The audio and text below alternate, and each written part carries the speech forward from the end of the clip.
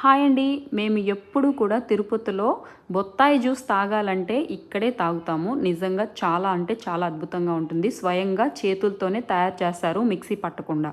అదిగో అక్కడ బాబుని చూసారా?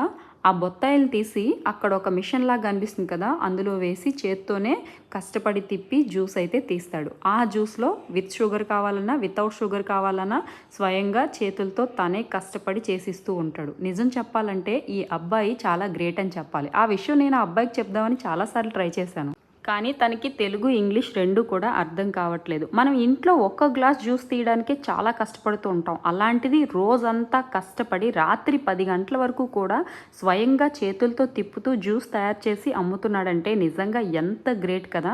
ఈ ఫ్రూట్ జ్యూస్ షాప్ ఎక్కడుంది అని మీరు తెలుసుకోవాలనుకుంటే కామెంట్ బాక్స్‌లో అడగండి. అలాగే ఈ వీడియోకి ఒక్క లైక్ అయితే చేయండి. మీరు చేసే లైక్ వల్ల ఈ వీడియో మరికొంతమంది చూసే అవకాశం అయితే ఉంటుంది. ఈ బాబుకి హెల్ప్ అవుతుంది.